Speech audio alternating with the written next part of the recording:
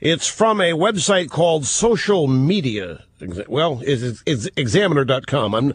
Might be the D.C. Examiner, could be the San Francisco Examiner, though I doubt it. It's an Examiner of somewhere, and there's a social media division of it. The U.S. government is offering private intelligence companies contracts to create software to manage fake people on social media sites to create the illusion of consensus on controversial issues.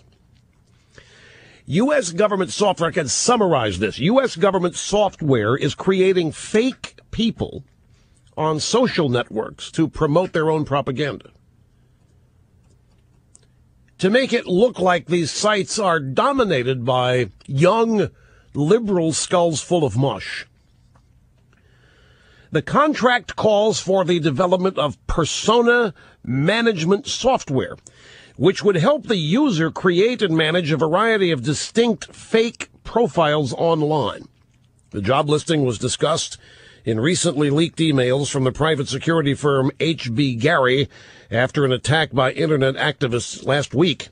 Now, according to the government contract, the software would protect the identity of government agencies by employing a number of false signals to convince users that the poster is in fact a real person. A single user could manage unique background information and status updates for up to 10 fake people from a single computer.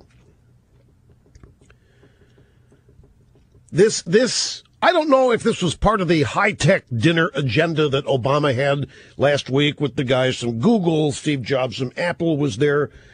Obviously, this activity predates the dinner, so I don't know if the dinner was about this or not. But are you surprised at all? Are you surprised that look at half of these leftist losers hanging around their homes all day in their underwear, blogging, posting, commenting, or what have you, and perhaps each of them in charge of 10 different fake people. Nothing is real. Not particularly and especially with people on the left. There have been Obama people, posters, people posting Obama comments who were exposed as professionals, paid mercenary professionals, not ordinary average American people. I'm here to tell you that the media, wherever you look, I don't care if it's books or television shows or movies, music, internet, what have you. I'm telling you, it is so artificially balanced. I should better say artificially out of balance. Yeah, remember what was her name? Ellie Light. Remember the name? This Ellie Light was a woman who was writing letters to the editor of newspapers. The same letter would show up in 10 or 12 different newspapers about some issue of the day at the time. The fraud and the fakery, the insincerity that animates the left knows no bounds. Are you saying, Mr. Limbaugh, that people on the right do not fake it like... I don't know. I've never heard of that happening. I know that most people where I live, where I'm in Litterville, we live in the real world.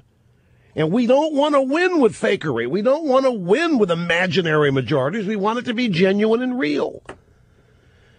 Now, the left knows that they are a perpetual minority in terms of population, percentage of thinking in this country, and their objective, but they control elements that make it appear as though they are the majority of thinking and people. They control education. They control the media. They control Hollywood. And so it can make it look like pop culture, normal, every other aspect of life is dominated by people of liberal leftist persuasion.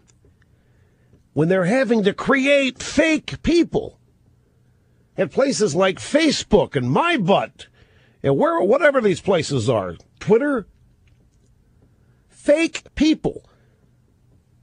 Fake friends, fake commenters, fake posters, fake bloggers. This Ellie Light person was exposed almost exactly 1 year ago. It was January in 2010. So I just saw this story. This is actually from a couple of days ago. Included in the contract, this is the name of the company again, is the private security firm H.B. Gary. Included in their leaked emails was a government proposal for the government contract. The document describes how they would friend real people on Facebook as a way to convey government messages. Here's what the document says. Those names can be cross-referenced across Facebook, Twitter, MySpace, MyButt, wherever other social media services to collect information on each individual. Once enough information is collected, this information can be used to gain access to these individuals' social circles. Even the most restrictive and security-conscious of persons can be exploited. Through the targeting and information reconnaissance phase, a person's hometown and Haskell will be revealed.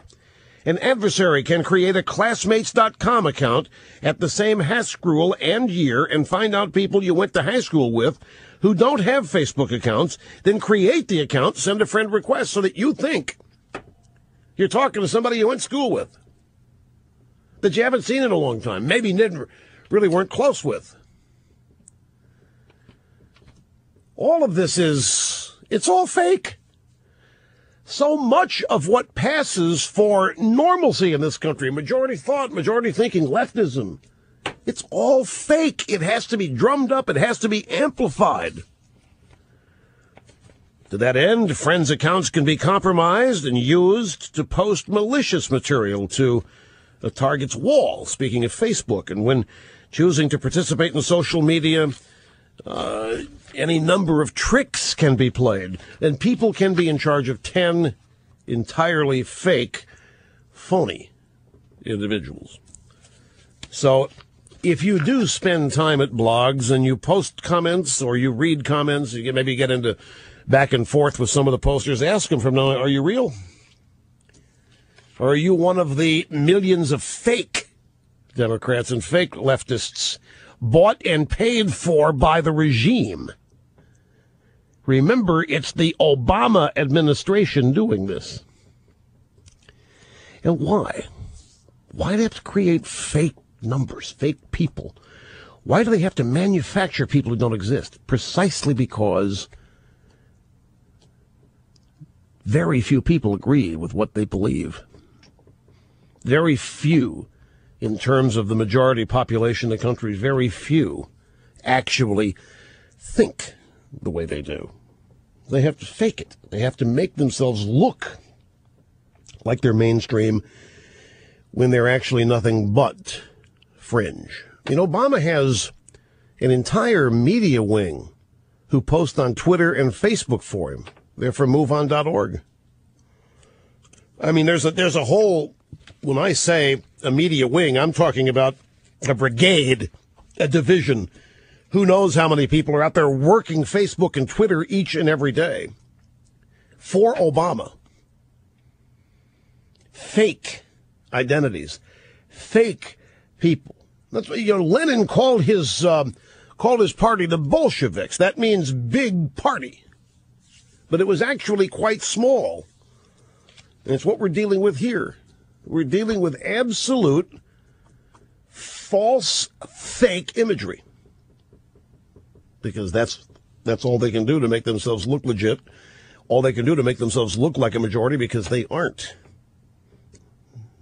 Truth is that majority of people are not them and disagree with them profoundly. It just doesn't look like it because, as I say, every place you go in academia, every movie theater you go to, every movie you watch practically, there are exceptions, of course, every television show, doesn't matter.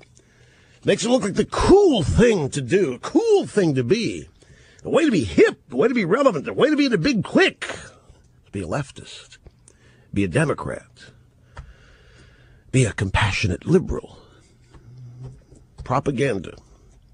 The way they make it look like they're huge, but they're not. It's an amazing story. Not the last time we'll be discussing it.